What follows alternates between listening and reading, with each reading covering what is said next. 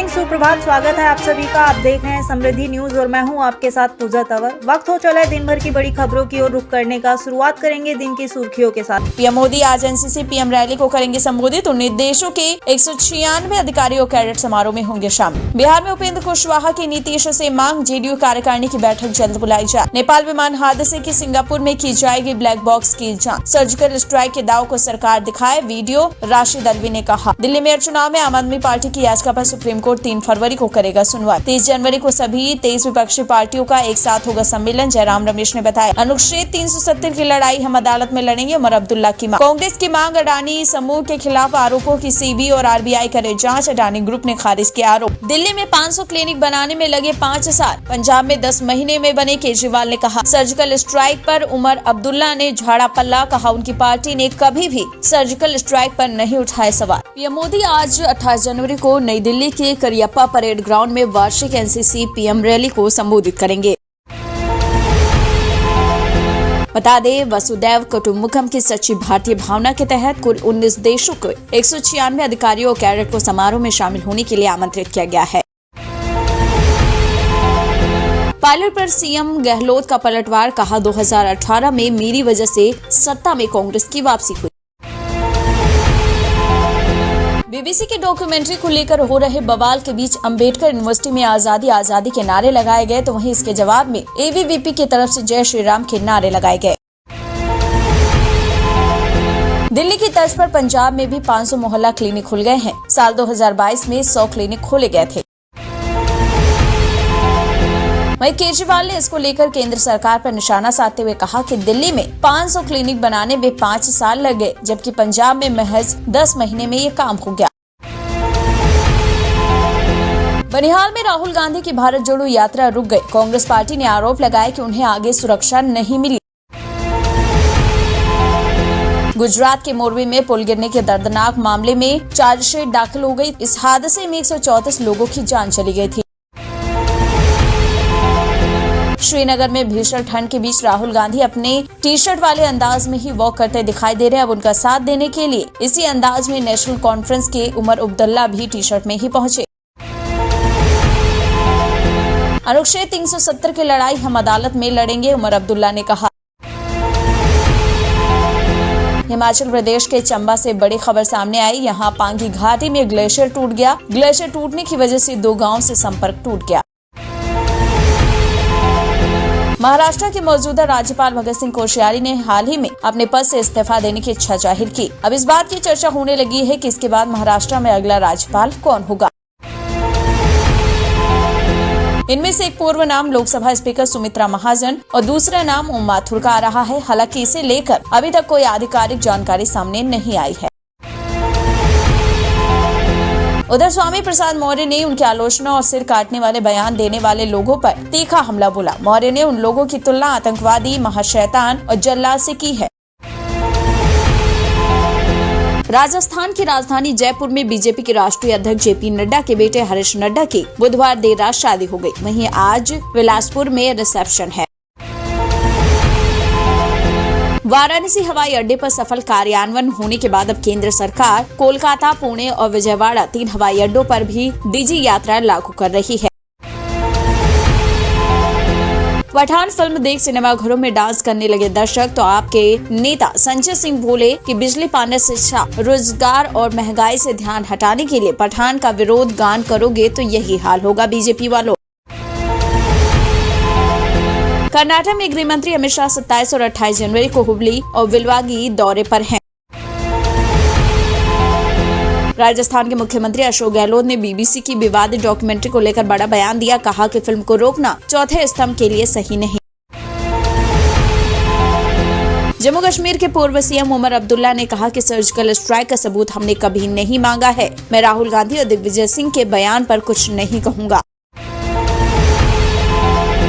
झारखंड की राजधानी रांची से पुलिस ने 10 लाख के नामी पीएलएफआई के रीजनल कमांडर को उसके एक सहयोगी के साथ गिरफ्तार किया। गोवा के राज्यपाल पीएस श्रीधरन से विवादास्पद डॉक्यूमेंट्री को भारत के खिलाफ साजिश बताया गया है। उन्होंने इसके लिए ब्रिटिश सरकार को भी घेरा। एक रिपोर्ट में दावा किया गया है कि भारत की उपस्थिति 26 पेट्रोलिंग पॉइंट्स पर नहीं है। इसे लेकर AIMIM सांसद ने मोदी सरकार को घेरा। ओवैसी ने लद्दाख में चीनी घुसपैठ को लेकर केंद्र सरकार पर हमला बोला और रिपोर्ट का हवाला देते हुए कहा कि LAC के बारे में बहुत कुछ छिपा रही है सरकार। देश में मदरसों की पढ़ाई की जांच का सिलसिला तेज हो गया है। यूपी असम के बाद अब बिहार में भी मदरसों की जांच के आदेश दिए गए हैं। आपको बता दें, इस आदेश के बाद तमाम दलों ने अपनी ओर से प्रतिक्रिया दी। अल्पसंख्यक कल्याण मंत्री जमा खान ने कहा कि कोर्ट के आदेश दिया गया है तो वो जांच करे, लेकिन सभी मदरसे गलत नहीं हो सकते। तो वहीं बीजेपी ने आरोप लगाया कि कोर्ट के आदेश से स्पष्ट हो गया है कि महागठबंधन की सरकार ने खास वर्ग को फायदा पहुंचाने के लिए काम किया। भारत और मिस्र का संयुक्त बयान सामने आया है कि आतंकवाद को शरण देना बंद करे विश्व। एक और मुस्लिम देश की पाक को परोक्ष चेतावनी। तमिलनाडु भाजपा के अध्यक्ष के अन्नामलाई ने सेतु समुद्रम परियोजना को मूर्खतापूर्ण बताते हुए उस पर कई आपत्तियां जताई। उन्होंने कहा, द्रमुक सरकार ने फिर से इसे शुरू करने का मुद्दा उठाया है और इससे प्राचीन राम सेतु को बहुत नुकसान होगा। कांग्रेस नेता राशिद अल्वी ने कहा, हमें अपने सुरक्षा बलों पर भरोसा है लेकिन सरकार पर नहीं। सरकार का कहना है कि उनके पास सर्जिकल स्ट्राइक का वीडियो, तो इसमें गलत क्या है अगर दिग्विजय सिंह सरकार से इसे दिखाने के लिए कह रहे हैं। सिंगापुर का परिवहन मंत्रालय नेपाल के जांच अधिकारियों के अनुरोध पर यति एयरलाइंस के दुर्घटनावन विमान 691 के ब्लैक बॉक्स की जांच करेगा। दिल्ली नगर निगम के मेयर चुनाव को लेकर आम आदमी पार्टी ने बड़ा कदम उठाया। आम आदमी पार्टी ने दिल्ली MCD चुनाव को लेकर सुप्रीम कोर्ट में याचिका दाखिल की। इस याचिका में आम आदमी पार्टी ने मेयर बनवाने और एल्डरमैन से वोट नहीं करवाने की मांग रखी। आपने बीजेपी पर बड़ा आरोप लगाया कि बीजेपी जबरन MCD की कुर्सी पर कब्जा करके बैठी हुई है।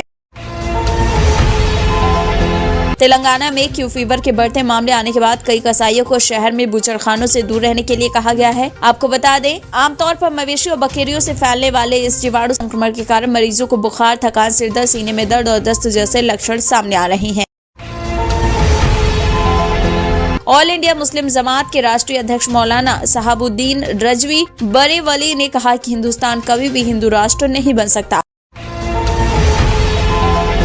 वहीं रजवी ने आगे कहा कि बागेश्वर बाबा देश में नफरत फैला रहे हैं। मुसलमानों को बागेश्वर बाबा से तकलीफ है। देश के मुसलमानों को बागेश्वर बाबा परेशान कर रहे हैं। पद्म विभूषण अवार्ड से सम्मानित करने के लिए 6 हस्तियों को चुना गया था, जिसके बाद इंदिरा गांधी के प्रधान सचिव रहे PN हक्सन ने ये सम्मान लेने से मना कर दिया। अब IBM ने 3900 कर्मियों को नौकरी से निकाल दिया है। छटनी से कंपनी को जनवरी और मार्च के बीच $300 मिलियन का शुल्क लगेगा। दिल्ली NCR में रविवार और सोमवार को बारिश हो सकती है, मौसम विभाग ने जानकारी दी है।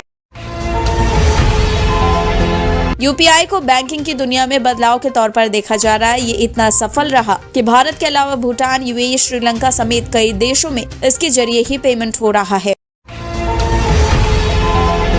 वर्ष 2023 के लिए पद्म पुरस्कार का ऐलान हो गया है, जिसमें पद्मश्री पुरस्कार से सम्मानित होने वाले कुल 91 लोग हैं। 9 पद्म भूषण पुरस्कार, 6 पद्म विभूषण और 91 लोगों को पद्मश्री अवार्ड से सम्मानित किया जाएगा। PIB द्वारा फर्जी माने जाने वाले समाचारों को हटाने के लिए निर्देश देने वाले IT नियमों के संशोधित मसौदे के दायरे में टेलीविजन समाचार चैनल तब तक नहीं जाएंगे जब तक उन समाचार का ऑनलाइन मंच पर साझा नहीं किया जा सकता। दिल्ली में 6 महीने में खुली हैं 216 वियर शॉप, कुल संख्या हो गई है 566। आपको बता दें, ये लक्ष्य है 700 दुकान खोलने का। आप गवर्नमेंट 27 और 28 जनवरी को हिमाचल प्रदेश के हिल स्टेशन के कसौली में एक ब्रेन स्टॉर्मिंग सेशन का आयोजन कर रही है। इस सेशन में कई मुद्दों पर विचार विमर्श किया जा रहा है। अयोध्या में बन रहे भव्य राम मंदिर के निर्माण में भगवान राम का ससुराल पक्ष यानी नेपाल के जनकपुर का जानकी मंदिर एक बड़ा योगदान देने जा रहा है। बता दें, भगवान राम की प्रतिमा निर्माण के लिए नेपाल की काली गंडकी नदी से 2 बड़े शालिग्राम शिला का टुकड़ा अयोध्या लाया जा रहा है। नेपाल के काली गंडकी नदी से 350 से 400 टन वजन का विशाल शालिग्राम चट्टान का टुकड़ा 31 जनवरी को अयोध्या भेजा जाएगा। उत्तर प्रदेश का अलीगढ़ एक बार फिर से विवादों में है। बता दें 26 जनवरी को तिरंगा फहराने के कुछ ही देर बाद एएमयू के छात्रों ने वाइस चांसलर की मौजूदगी में अल्लाहू अकबर के जमकर नारे लगाए। पाकिस्तान से सिंधु जल संधि को अब भारत तोड़ सकता है। पाक की गलत कार्रवाई के चलते भारत सरकार ने इस संधि में संशोधन के लिए पड़ोसी मुल्क को एक नोटिस भी जारी कर दिया है। भारत को सबसे ज्यादा चीते देगा साउथ अफ्रीका, जल्द भेजने की है तैयारी। आपको बता दें इन चीतों को लाने की कोशिश पिछले कई सालों से चल रही थी। ईडी ने बॉलीवुड एक्टर जैकनील फर्नांडिस की विदेश जाने वाली याचिका का विरोध किया। बता दें फिर से 27 और 30 जनवरी तक दुबई में पेप्सिको की इवेंट में जाने की इजाजत को लेकर नई याचिका दाखिल की है फर्नांडिस ने। फिलहाल के इस बुलेटिन में इन खबरों में इतना ही। जय हिंद, जय भारत।